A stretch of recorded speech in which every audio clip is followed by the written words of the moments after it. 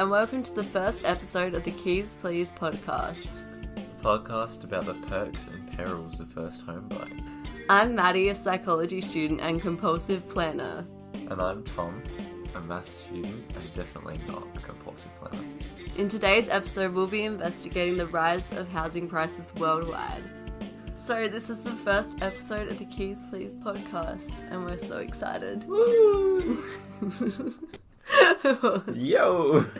Because I was excited, we're celebrating. Oh my gosh. Okay, so we thought we'd start by telling our listeners, or probably not any listeners. Our limited listeners. Our limited listeners, a little bit about us. So we're a young couple living in Adelaide, Australia, and we've been together for over 4 years.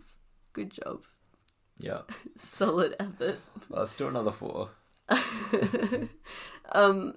And yeah, we still live at home with our parents. We're both students, but we're really interested in real estate and like investing in real estate and buying houses and stuff. It's And exciting. Moving out of home. Yeah, mainly that. Yeah. Yeah, so we're trying to save for a house right now, and we both have part-time jobs, so it's gonna be lit. it's gonna be lit. I was gonna say it's gonna be difficult, but you're like, it's gonna be lit. Oh, well, okay, same thing. Okay, so but the issue is that we don't just want to save money for a house, we also want to travel and go out and do all the things that young adults do and all of that stuff. So basically it's gonna be a very long journey. Yeah. Compared to if we just like saved like robots. But as Tom said earlier today, people are not robots. That's true. It's a bit of an issue. Unfortunately, people aren't robots. Well, maybe fortunate. I don't know. So our journey is going to be about balancing these two life goals. So housing prices are going up in most places around the world. Well, actually, this is not true. In Sydney and Melbourne, they've gone down. Well, but like minorly. in the long term, they've been going up for quite a while. Yeah, for ages. And anyway, this guy, News Corp Australia columnist Bernard Salt, he wrote an article suggesting that millennials' spending habits were the reason they couldn't afford house deposits. And he referenced smashed avocado on toast for breakfast as one of the key contributors to this crisis. Thoughts? Bit of a meme. Yeah, I think he knew he was memeing, but yeah, everyone I don't else... know. No, he did. Did he? He was using it as a real example of how millennials don't save enough. But yeah, because apparently we go out for meals way more than previous generations, which is probably true. yeah, maybe, I don't really know. But I also think it definitely is harder to save for a house deposit, which we will find out. Yeah, we'll get into that a bit later. But yeah, he was using it as a comical example. Yeah. Yeah, he was basically arguing that millennials are unwilling to make the sacrifices of previous generations in order to buy a house. Which, I don't know, which could be true on some level. I feel like a lot of millennials are happy to just rent. Yeah. So anyway, let's get into it. Is housing actually more expensive? Yes. Yes. Yeah, it really is. How do we know? So, if you look at house prices compared to income over the last 20, 30, 40 years,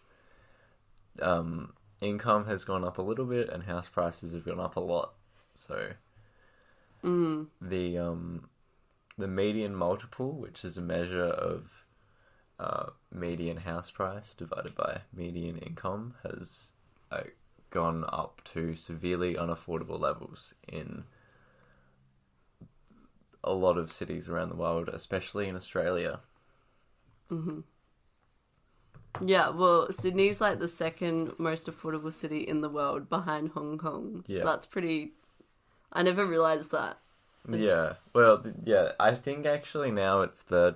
Maybe. Oh, really? I think Vancouver might be more. Really? Yeah, because Vancouver is a nice city. Year, so. Yeah, Sydney went down 8.9% and Melbourne dropped 7%. But that drop probably isn't significant last year, 2018. for first home buyers. because houses are still really expensive in those areas, so it doesn't really matter if it drops. It's mainly significant for people trying to invest in housing that they have a lot of money, like, that are, like, older. Yeah. Well, I guess it helps a little bit, but yeah, still, it's already so bad that it's like... Yeah. It's still not good. It's like it's gone from 1.4 million to, like... 1.3. Yeah. Whoa. Affordable. So, yeah, all 5 major cities in Australia were rated severely unaffordable this year as well. Again. Yeah. Yeah. So Australian housing is probably, well, definitely more expensive than it has ever been, even accounting for inflation. Yeah. So, yeah, I think we can safely say that it's not just because millennials are lazy. Yeah, like we couldn't. We could be lazy. We could be lazy, but that's not why we can't afford houses. Yeah. Yeah. Like, whilst housing was more expensive, there's some advantages. Like, interest rates are really low still. So, like, paying back your mortgage is almost like renting. Like, well, it basically is. It's not higher than renting, really. Mm-hmm. So, that's why a lot of people are like... I don't know, they see buying houses as, like, a better thing because they still have to pay rent to pay off the mortgage. But, like, they also are investing. But the real problem is the deposit. Yeah, you can't really save up for a deposit for a house. It's like $1 bajillion. Yeah, this is true. So there's also other advantages, like women playing a greater role in the workforce. So previously it would mainly be, I guess, the man of the house traditionally who had to, like, buy the house and pay for the things. Although I think the families of women gave a significant amount of money into the marriage. Yeah, right. So, like, that probably paid for a lot of it. So, yeah. I'm gonna ask your parents for money when we get married. But, yeah. Yeah. They'll just be like, Maddy, you made a mistake. I'll be like, excuse me, where's the, what's it called? Dowry. The dowry, yeah, where's the dowry? We don't have that one. So, anyway, it is good that interest rates are low. But, yeah, obviously annoying to save up such a large deposit. So why are house prices so expensive? Yeah, well, I looked at some of the research, and there's definitely a lot of factors that seem to be affecting housing prices. Some of these reasons include investors, which are driving up demand and making it difficult for first home buyers. Not saying there's anything bad about investing in real estate, it's just annoying at the moment, but, like, I'm sure once we have the first house, we'll be like, yep, this is good. So, yeah. But this problem is, like, exacerbated by negative gearing. You buy a house and you rent it out, but the rent isn't covering the mortgage. And so the government gives you tax deductions. Yeah. I think. Up to the difference between the rent and the mortgage. Yeah. So then that encourages people to buy more expensive properties and rent them out. Yeah. Because otherwise, yeah. Like, if you buy a property and the rent is paying for the mortgage, that's ideal. I don't know, in my eyes. I don't really understand why. I guess if you want a more expensive property, then negative gearing's really good. So then you're not making, like, an absolute loss. Like, you're still making a loss, but it's not, like, as bad as it would be without it. Yeah, I really don't see the downside in investing in real estate with negative gearing. I guess the market goes down, but, like... Yeah. If you just pay for it... Like, the recession that's impending... The impending recession. No. Which you can look at. I wrote a blog post about it. So go look at that. Yeah. How we're all going to die. I'm going to go read it. Yeah. It's not live yet. Recording. But it will be live when this podcast goes up. When you publish. Yeah, do that. Also, okay, back to the original question of why housing prices are so high. It's not only because of investors, but also there's some evidence to suggest that retirees are no longer selling their old, like, houses. So 62% of 70 and over adults live in homes with more than 3 bedrooms, 3 or more bedrooms.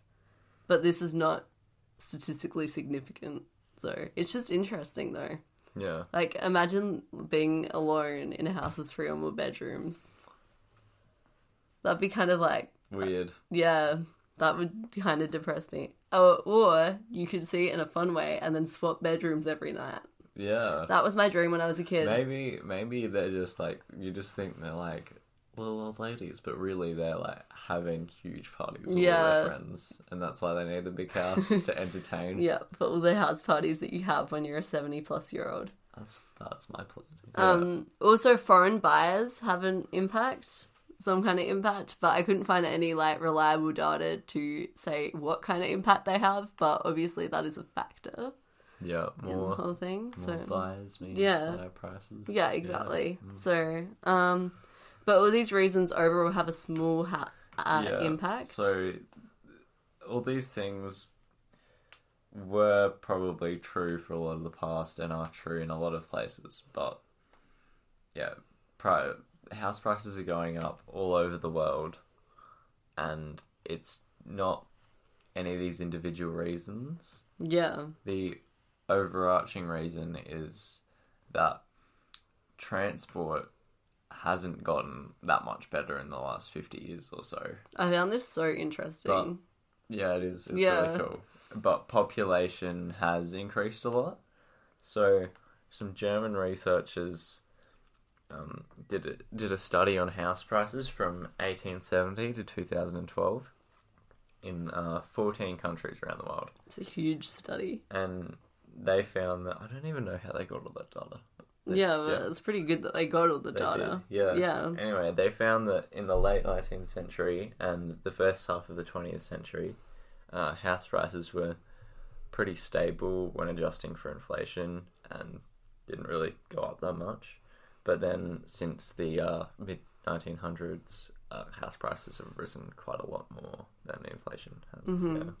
So yeah, you were saying this is to do with transport? Yeah, so their explanation for this was that in the first half of the 20th century, transport was getting a lot more efficient. So we went from horse and cart and stuff like that to all having cars. So people could like live further away. Yeah, that, so like, it basically go increased Henry the Ford. land. Yeah. So because people were able to travel further to go to work, it increased the supply of land. Yeah. And so with more supply of land, you get more supply of housing, and house prices remain the same. Yeah, remain the same because population growth was happening at the same time as this, so it balanced out.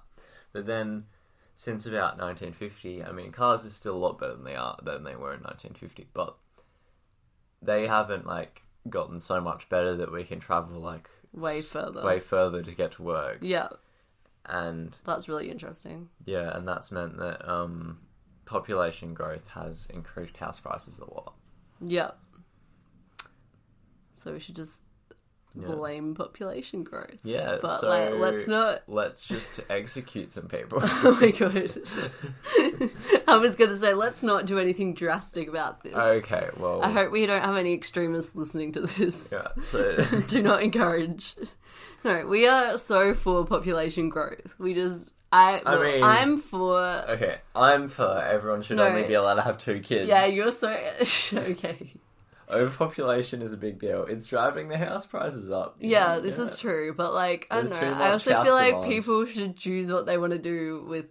There's actually some scientists, this is totally off track, but I think I told you about this. Yeah. There's some scientists that have decided that they're not having kids for the planet because they don't want to bring in kids that are going to have to face... This is a really serious subject. I'm laughing, but they don't want to bring in kids to the world that are going to have to face what everyone's done to the planet and global warming and stuff. That's selfish. And they also see that I don't no, but it's also for population growth. Oh, but whenever they use the argument as in I don't want my kids to have to face all these problems we've dealt on them, I'm like, would you, like, if, no offense, but if I was your unborn child, I'd rather be born than, like... They won't know. Yeah, so no, it I doesn't know. matter. I'm just saying, it's like, I'm never Would convinced you by rather those be born arguments. into, like, Yeah. a world that's dying? Like, I way would- worse than it is now. Like, imagine if it Yeah, was just, like, a okay. wasteland.